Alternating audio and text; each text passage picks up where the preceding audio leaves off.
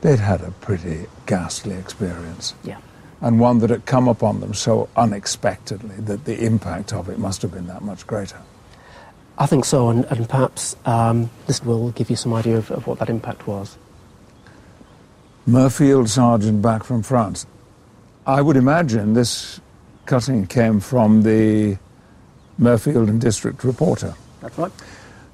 A newspaper on which some 15 years later I was to be a very insignificant junior reporter.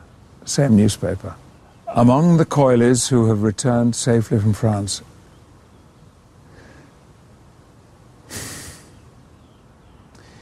is Sergeant Alfred Stewart of Cam Lane, Murfield. Sergeant? When did that happen? At some point between here and him getting home, he was made a sergeant. He has been in France 3 months and seen a great deal of the recent hard fighting, coming through many bombing and machine gunning attacks. The brutality of the Germans against civilian refugee children has left a deeper impression than anything else of his experiences. Sergeant Stewart says he had no rest for 3 weeks and little substantial food, but did fine work in leading his men. He was promoted sergeant at the front. He escaped from Cherbourg before the German advance troops arrived, but in an aerial attack, a nearby bomb explosion gave him shell shock, from which he still suffers.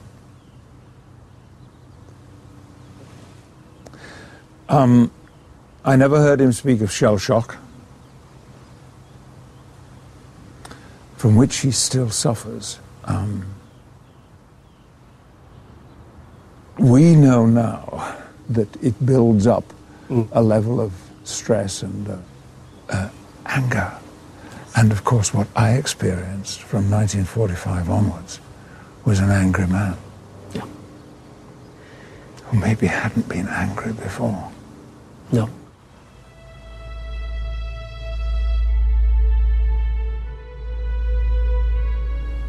I am seeing a story here now. Not only a narrative of this happened, then that happened, then that happened, but perhaps far more importantly, a psychological story developing.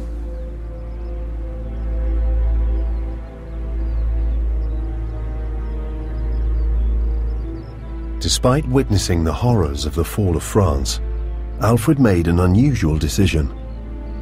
In 1943, he volunteered for one of the Army's most elite units. He signed up for the newly created Parachute Regiment. He was a little on the old side to be shifting his life so much into what was a much more physically demanding job. I'm puzzled about that, and I am hungry for more information. When Alfred Stewart joined the Parachute Regiment, it was still in its infancy.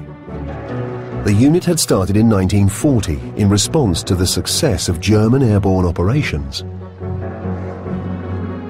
The Germans had seen the potential of parachute technology as far back as 1935, when they witnessed a spectacular airborne demonstration by the Soviet Army near Kiev. Their first airborne units were in operation by 1936. Unfortunately, this enthusiasm wasn't shared by the British, whose observer in Kiev had advised his staff to forget all about it. But despite their slow start, the British Parachute Regiment soon became a formidable fighting unit, highly trained, self-reliant, and aggressive. Here's the instructor picking out a victim. Hey, you. There's no gentleness about this, even in training. And when these boys get going against a real enemy, it's going to be rough for the enemy.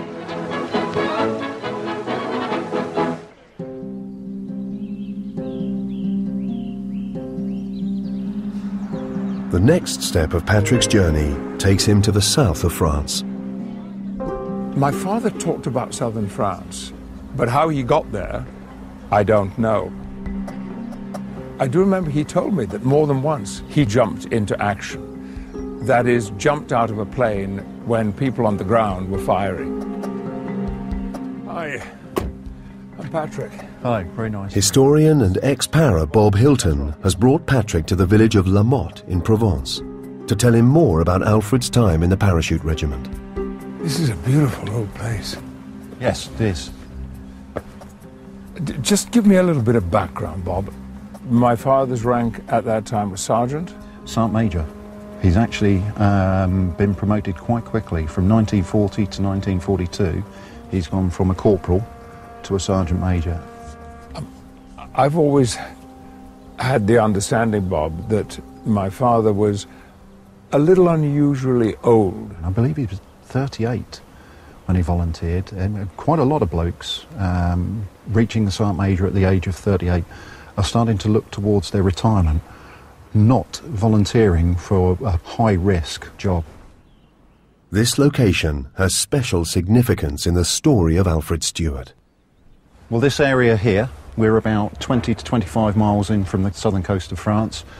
This is where your dad parachuted in with the 2nd British Parachute Brigade on Operation Dragoon. When was this? In August of 1944. Your father dropped just a little bit beyond those trees. We're that close? Yeah. To the spot? Yeah. Operation Dragoon was part of the Allied plan to recapture German-occupied France.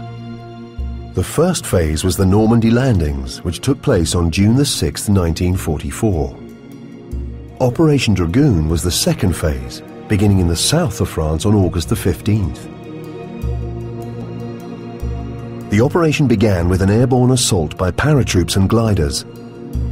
Their task was to secure a pocket of land by the coast ahead of a massive naval invasion later that day. Alfred Stewart, one of the last men leaving France when it fell to the Germans in 1940, was one of 9,000 British and American paratroops on the mission to win it back 4 years later. Your father had a key job on Operation Dragoon. He was in the Brigade Defence Platoon. He was the Sergeant Major of the Brigade Defence Platoon. He's got about 30 men to protect the brigade headquarters. It is a tough job. There are about 180 men in this headquarters, plus General Frederick, the American commander, and his headquarters. I'm not sure whether you will have seen this photo ever before, but we've been told that is the Brigade Defence Platoon. That's got to be him. I believe that he is the man standing centre-back with his hands in his pockets and his beret pulled at a rakish angle. A very rakish angle. What is the plane? Is that a Dakota? That's the Dakota. I think we called it the DC-3, but everybody knew it as the DAC, the Dakota. Were these American or were they... They were American aircraft flown by Americans. He looks great.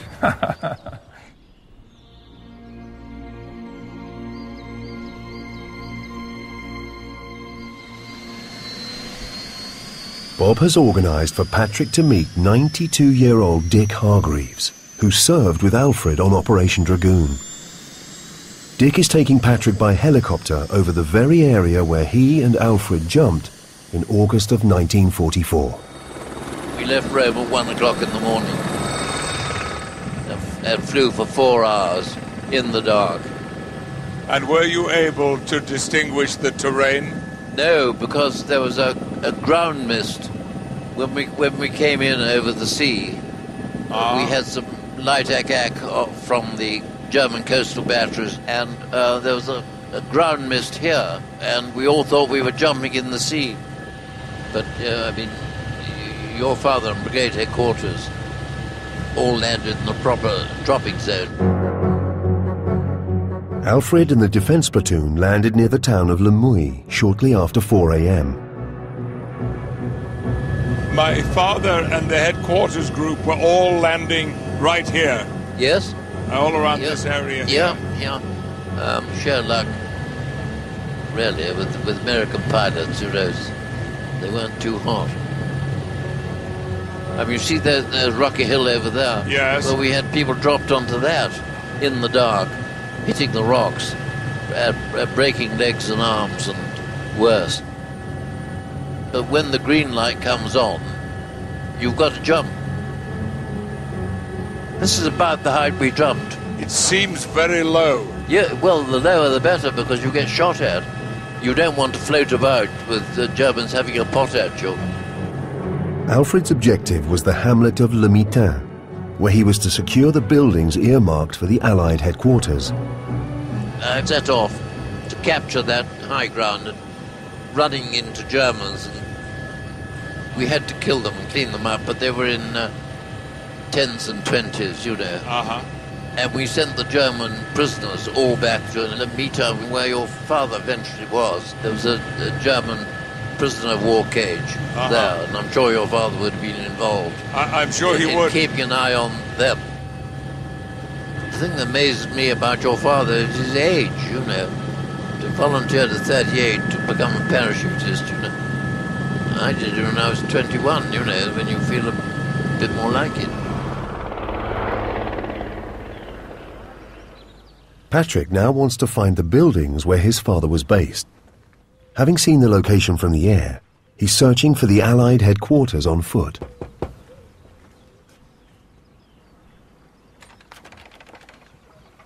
Madame, bonjour. Monsieur, bonjour. Je m'appelle Patrick Stewart. My father, mon père, parachuted parachutiste. here Ah bon. into this very location. Il est tombé au mi-temps. Oui, oui. Oh. Vous voulez rentrer? Il rentre un peu ou You non? want to come in? Oh, but oui, merci. Ah, Merci. rentrez, rentrez. Ah, moi je... voilà, Vous très étiez bien. ici? Alors, My father was one of those British soldiers whose duty was to protect the headquarters. Son travail était de protéger le Mitain, le hameau du Mitain, voilà. en fait. Oh, bien. Right here, or rather, can you show us the house where the Il veut aller headquarters voir are? la ferme où votre père habitait. Oui, Est-ce qu'on oui, peut aller voir? Will you Oui, show- bien sûr. Merci, madame. Bien sûr, bien sûr. Josette Martin was 12 years old during Operation Dragoon and remembers it well. Oui, oui, oui, oui. Oh, Yes. bah, bien sûr. Her father owned the buildings commandeered by the Allies for their field hospital and administrative headquarters. Il y avait le quartier général. The headquarters was just right here, Et devant, tout de suite devant, just in front. c'était un poulailler. That was de la ferme. a chicken park, and they put the prisoner in the park where the chicken were. Et voilà le quartier général là. Here is the headquarters. Yes. Now, were there both American and British soldiers right here? Ben, il y avait surtout les Anglais qui sont arrivés en More the débarquant. British than the En American. débarquant. And the first who came here was the British paratroop. As head of the defence platoon, Alfred had responsibility for German prisoners of war, who were kept in a chicken run by the headquarters building. Ah ben voilà, voilà, il y avait que ce chemin là. That was et the ils only étaient way là. going to Ils the étaient là. place, and they were parked just right here. Voilà, All the Germans were in this place. voilà. Ça c'était comme ça. Et il y Nothing avait changed. ça. Nothing Really? changed, yeah. Really? So Ouais. they were sitting on the ground. Oh, ils étaient serrés. Oh, Oh, il y en avait. very Oh. close together. Ouais, No, ouais, ouais. close together. Ouais. They still standing. And so you were no longer occupied. Après ça a été fini, la guerre était finie. Yeah, the war was ended for Ici, that, c'était- for this place Eh, because Toujours on parle de débarquement. we Toujours. talk about that day every day and all the time. On a toujours ce souvenir là.